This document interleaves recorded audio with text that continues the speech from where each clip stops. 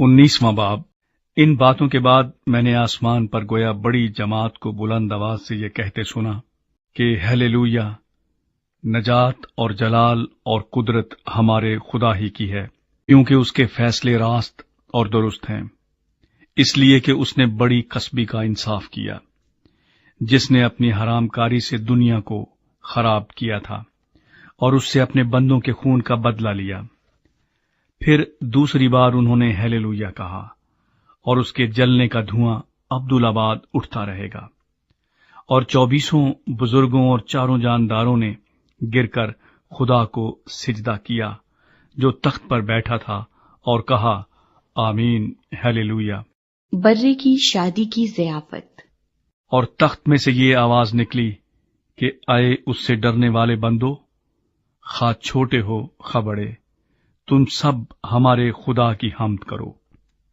फिर मैंने बड़ी जमात की सी आवाज और जोर के पानी की सी आवाज और सख्त गरजों की सी आवाज सुनी कि हालेलुया, इसलिए कि खुदावंद हमारा खुदा कादिर मुतलक बादशाही करता है। आओ हम खुशी करें और निहायत शादमान हों और उसकी तमजीद करें, इसलिए कि बर्रे की शादी आ पहुंची और उसकी बीवी ने अपने आप को तैयार कर लिया और उसको चमकदार और साफ महीन कतानी कपड़ा पहनने का इख्तियार दिया गया, क्योंकि महीन कतानी कपड़े से मुकद्दस लोगों की रास्तबाजी के काम मुराद हैं। और उसने मुझसे कहा, लिख, मुबारक हैं वो जो बर्रे की शादी की ज़ियाफत में बुलाए गए हैं। फिर उसने मुझसे कहा, ये खुदा की सच्ची बातें हैं। और मैं उसे सिजदा करने के लिए उसके पांव पर गिरा। उसने मुझसे कहा कि खबरदार, ऐसा ना कर, मैं भी तेरा और तेरे उन भाइयों का हम खिदमत हूं जो यस्सु की गवाही देने पर कायम हैं। खुदा ही को सिजदा कर, क्योंकि यस्सु की गवाही नबूवत की रूह है। सफेद घोड़े का सवार।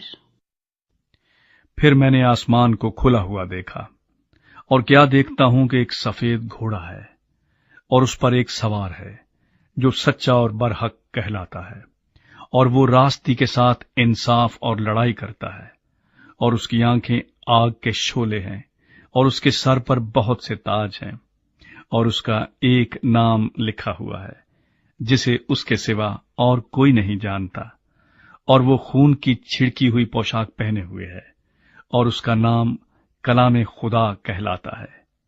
और आसमान की फौजें सफेद घोड़ों पर सवार और सफेद और साफ महीन कतानी कपड़े पहने हुए उसके पीछे पीछे हैं।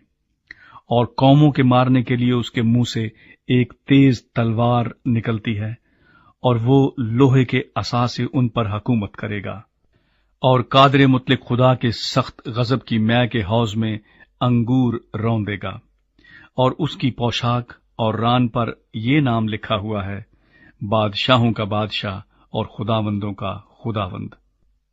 फिर मैंने एक फरिश्ते को आफताब पर खड़े हुए देखा, और उसने बड़ी आवाज से चिल्लाकर आसमान में के सब उड़ने वाले परिंदों से कहा, आओ खुदा की बड़ी ज़ियाफत में शरीक होने के लिए जमा हो जाओ, ताकि तुम बादशाहों का गोश्त और फौजी सरदारों का गोश्त और जोरावरों का गोश्त और घोड़ों और उनके सवारों का गोश्त और सब आदमियों का गोश्त खाओ, खा आजाद हों खा गुलाम, खा छोटे हों खा बड़े।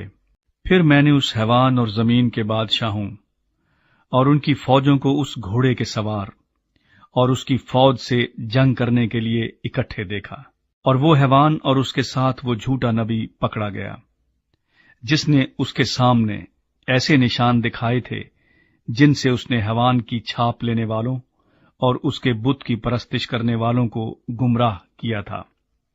वो दोनों आग की उस झील में जिंदा डाले गए जो गंधक से जलती है, और बाकी उस घोड़े के सवार की तलवार से जो उसके मुंह से निकलती थी कत्ल किए गए, और सब परिंदे उनके गोश्त से सेर हो गए।